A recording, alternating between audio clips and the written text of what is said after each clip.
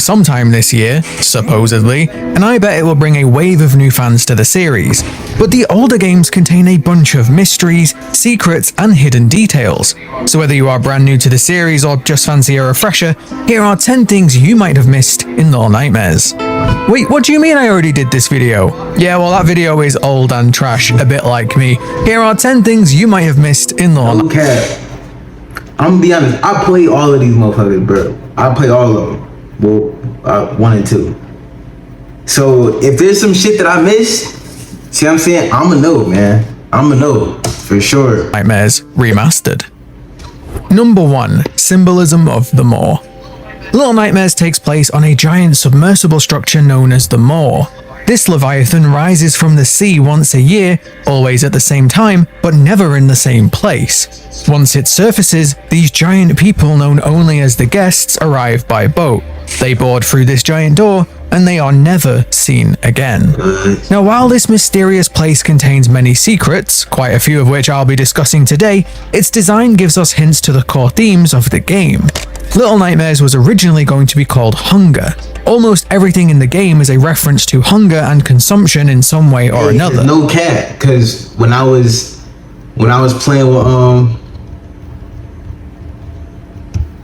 if y'all go back to one of them one of the beginning videos and shit, when I was playing the what's the name for the first time, oh bro, she eating that rat on phone.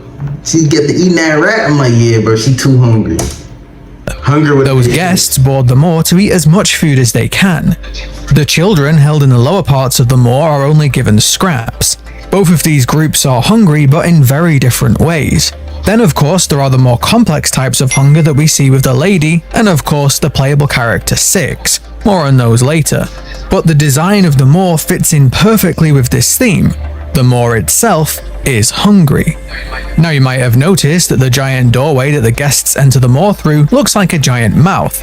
In fact, it looks eerily similar to both the fireplace in the kitchen and even one of the twin chefs. But that is by design. Maw is another word for mouth, and just like everything else in the game, the Maw swallows what it can.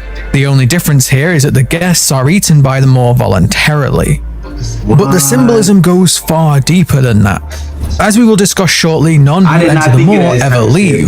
They are metaphorically eaten by it, but the entire Maw behaves as if it were alive. Not only does it swallow its prey, but it even has a way to digest them. The leeches we find scattered around the deeper areas act as the Maw's stomach acid, breaking down anything that the mouth didn't. Of course, this is only a metaphor, but the similarity to a living being is clear. Once it's had its fill, the Maw descends back into the sea, a year-long nap until the next feeding time. But if you thought that the guests being metaphorically eaten by a giant sea monster was creepy, wait until you find out what really happens to them. Number 2. The guests are cooked. Literally. Now as I said, the guests who enter the Maw are never seen again, but all throughout the game we are given subtle, and some not so subtle, clues as to what happens to them. On the surface, the Maw seems like a vacation retreat, an all-you-can-eat buffet cruise. This is likely what draws the guests to the Maw in the first place. They obviously can't get enough food, and this probably seems like heaven to them. But while this stuff isn't exactly prepared by Gordon Ramsay, the guests should probably take a closer look at the menu. The reason why none of the guests ever leave is because they are eaten by the next load of guests that arrive. The key piece of evidence for this is in the bathhouse type areas we visit towards the end of the game. Now these might look like a place for the guests to relax in between courses, but the reality is far darker than that. In one of these rooms we can find a guest who has fallen asleep with his hand in a bucket of water.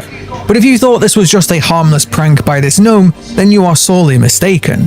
Right above this room we can see another one of the same size, but inside this one we can see the silhouette of one of the chefs chopping someone up. I thought he was just chopping. This bucket of water was actually there to make sure the guest wasn't going to wake up when the chef starts his work.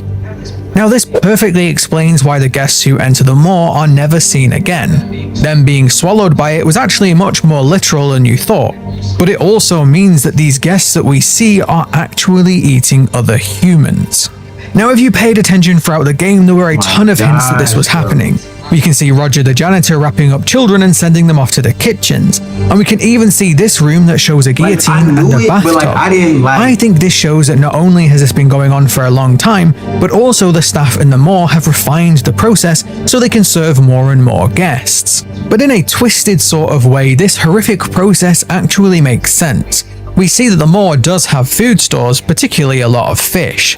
The concept art shows that the Moor has fishing nets that it drags along behind it, and we do see that the Moor also has some stores of fruits, vegetables, and meat. But these guests are so large and their appetites so ravenous that I'm willing to bet that this lot would go through the Moor's food stores pretty quickly. In fact, this is probably why they come here in the first place. Nowhere else can serve them enough food to truly sate their hunger. But with new boats on the way, the Moor needs to restock. And luckily for them, they have plenty of meat on hand.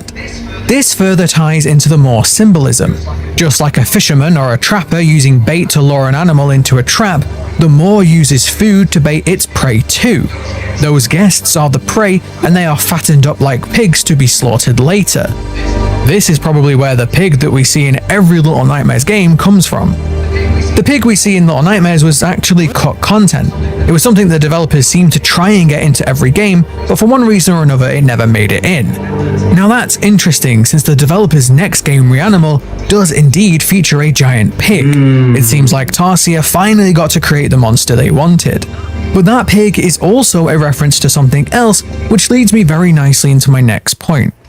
Usually called Sen, begins her journey into another world when her parents are turned into pigs for helping themselves to a buffet. This is probably the inspiration behind the pig that was cut from Little Nightmares and eventually found its way into Reanimal. But Sen's name is also very similar to Six. Not only are they both three-letter words beginning with S, but Sen translates to 1000. Both have numbers for a name. But that isn't the only reference to Spirited Away in Little Nightmares.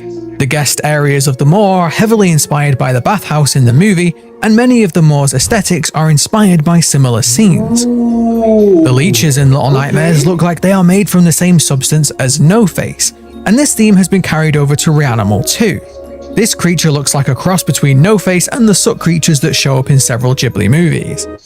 Some of the enemies across the Little Nightmares series seem to have been inspired by characters in Ghibli movies, and even the Moor itself does share some similarities with Howl's Moving Castle. But these similarities even seem to be carried over to the upcoming Little Nightmares 3. The giant baby enemy we can see in the trailers was actually based on concept art from Little Nightmares 2, but that itself is likely a reference to Bo, the giant baby from Spirited Away. We can see several references to Spirited Away in this concept art, and we can even see the eye symbol that is everywhere in the Little Nightmares series too. But Little Nightmares didn't just take inspiration from Studio Ghibli. It took a lot of inspiration from children's stories and folklore. The gnomes in